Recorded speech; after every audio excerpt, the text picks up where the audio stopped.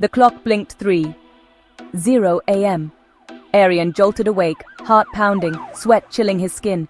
He couldn't recall a nightmare, just a sudden violent return to consciousness. The silence in his apartment felt unnatural, suffocating. He stumbled to the bathroom, splashed water on his face and looked up. His reflection stared back, almost him, but not quite. The eyes were ancient, the face subtly distorted, a split-second delay in every movement. He raised his hand, the reflection lagged, then smiled, a cold, knowing smile. Arian recoiled, terror flooding him. The reflection kept smiling, eyes locked on his. He slammed the door, back pressed against the wood, trembling. Was he dreaming? Hallucinating? Nothing made sense.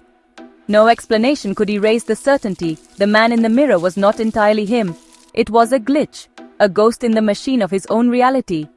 And it was only the beginning. Morning brought no relief.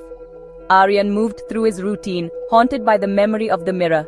At work, time itself seemed broken.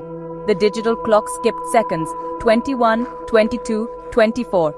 Arian's world lurched, reality stuttering. Sarah, his colleague, walked by, then, impossibly, walked by again, identical in every detail. "Morning, Arian," she repeated, as if on a loop. No one else noticed. The office buzzed on, oblivious. Arian felt utterly alone, a spectator in a world skipping like a scratched record. The skips grew worse. Conversations jumped, minutes vanished. He stared at the clock, daring it to steal more time. Outside, the city flickered, movements jerky and unnatural. Panic rose. Was he losing his mind or was reality unraveling? The fear was no longer about a reflection. It was about existence itself coming undone. And Arian was the only one who noticed. Arian's phone buzzed, a blocked number labeled "Do Not Answer." The screen glowed in the dim light, casting strange shadows across his desk. He hesitated, thumb hovering over the answer button, pulse quickening with every vibration. Dread warred with curiosity. Against his better judgment, he answered. There was only silence. An empty, humming void. Then abruptly, a voicemail notification appeared, as if the call had never truly connected. He listened, his breath shallow. A distorted, urgent voice crackled through the speaker, his own but older, rougher, as if scraped by years of fear. "Arian, listen, don't trust what you see. They're taking minutes now. The gaps are getting bigger. It's a system failure, a bug in the code. Time isn't what you think." Arian's blood ran cold. The voice knew everything, his name, his secrets, even the thoughts he'd never spoken aloud. "Go home. Check the clock on the wall, you'll see. Trust nothing else." The call ended as suddenly as it began. Arian fled the office, desperate for answers, his mind racing with questions and fear. The voice was a lifeline, a breadcrumb in a maze of confusion and paranoia, the only thing that felt real in a world suddenly unsteady. He had to follow it, no matter where it led, no matter what it cost. The world outside seemed to flicker faster, reality slipping at the edges, as if time itself was stuttering. Arian clung to the only thing that made sense, the voice's command, replaying it in his mind like a mantra. He raced home, hope and terror battling inside him, each step echoing with the urgency of the message. The truth was out there, just beyond his reach, and he was running out of time with every heartbeat. He burst through his door, heart pounding, lungs burning, the world outside already beginning to blur behind him. The clock on the wall was waiting, silent, unmoving, holding the answer to everything. Arian stared at the wall clock, its ticking echoing through the silent room. The air felt heavy, as if time itself was holding its breath. The second hand froze, then jumped, time stolen before his eyes, moments slipping away in stutters and jolts. On the table, an old cassette tape, and a note in his own shaky handwriting, as if left by a stranger he barely remembered being. The note read, "They are erasing you. Every blackout is a piece of you they take. Play the tape. Don't wait. Your life depends on it." The words felt urgent, desperate, as if written in the middle of a storm. Arian found an ancient Walkman, hands trembling as he pressed play, heart pounding in his chest. His own voice, older and broken, crackled through the headphones. "If you're hearing this, the process has begun. You're part of an experiment, a failed one. They promised relief, but gave us oblivion. We tried to skip the pain, to erase the moments that hurt, edit our lives like film, cutting out the darkness, hoping for peace. But every blackout erases a piece of you, a memory, a laugh, A scar, a lesson learned, a feeling, a hope, who you are. Aryan's heart ached with the weight of what he'd lost. The voice was his, but filled with sorrow he barely understood, echoing with regret and warning. You can't skip time without leaving a hole. The emptiness grows with every jump. Every jump you lose more than you realize, until you're just fragments. The message was clear. He was being erased, piece by piece, memory by memory. The skips, the glitches, the emptiness, they were all symptoms of a life unraveling. Aryan realized this was no accident. It was a consequence, a price for tampering with memory. The tape hissed, the voice fading as if time itself was running out.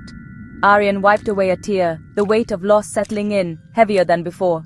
He had to act, before there was nothing left, before he vanished into the silence of forgotten time. The tape's final words were urgent. The final erasure is at midnight. Go to the Grand Excelsior, room 407. It's the only place the system can't reach. I'll be there. Aryan checked the clock. 10:47 p.m., just over an hour. He grabbed his keys, fear and hope warring inside him. The city blurred past as he raced to the hotel.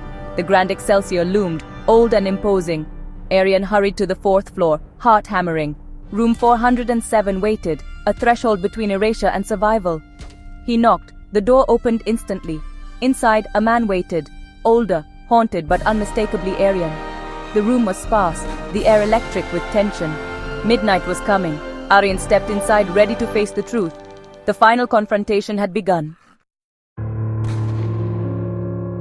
The older Aryan, his future self, gestured for him to sit, his eyes shadowed with memories too heavy to speak aloud. The air between them was thick, charged with the weight of unspoken truths and the echo of a shared past. You don't remember her, do you? The older man asked, voice heavy with regret.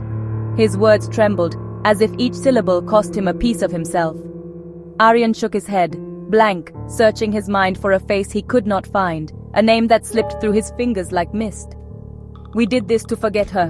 After the accident, the grief was too much. I volunteered for the project, to skip the pain, erase the memory. His voice cracked, haunted by the cost of that decision. But you can't cut out sorrow and keep the rest. When you erase the heart, you erase everything. The emptiness that follows is worse than pain. The room pulsed with static, the lamp flickering, as if the world itself was struggling to hold together, reality bending at the edges. It's almost midnight, the older Aryan warned, his form flickering, growing less substantial with every passing second, as if time itself was running out for him. I'm the ghost in the machine, the fragment that fought to warn you, but I'm fading. Soon there will be nothing left but silence. He reached out, voice urgent. Don't make the same mistake. Feel it all. It's better to burn than to fade away. Pain is proof you lived, that you loved. The clock outside began to chime, each note ringing out like a warning, echoing through the empty streets and the hollow spaces inside Aryan's mind. The room filled with blinding white light, erasing the shadows, swallowing every detail in its brilliance. Aryan felt himself dissolving, caught between oblivion and memory, suspended in a moment where everything was possible and nothing was certain. The choice was his: embrace the pain, reclaim the memories, or vanish forever into the void of forgetting. The future hung in the balance. The world collapsed into light. And then, silence. In that silence, the answer waited. Aryan woke in his bed, sunlight streaming in. He felt nothing. No fear, no memory, just emptiness. The apartment was familiar, but lifeless. The possessions meant nothing. He looked in the mirror, his face but vacant eyes. No glitch, no smile, just a blank reflection. His phone was pristine, empty of contacts or messages. A single message appeared. Reset complete, identity erased. Welcome. Subject 41. Aryan was gone, replaced by a number, a blank slate. He stared out at a perfect soulless city. No people, no life. He was the first in a reset world, the price of escaping pain paid in full. He had traded his soul for peace, his reality for emptiness. Yet, in the void, a question stirred. Who was she? The experiment had succeeded, but at what cost? The world waited, silent and empty, for its next subject.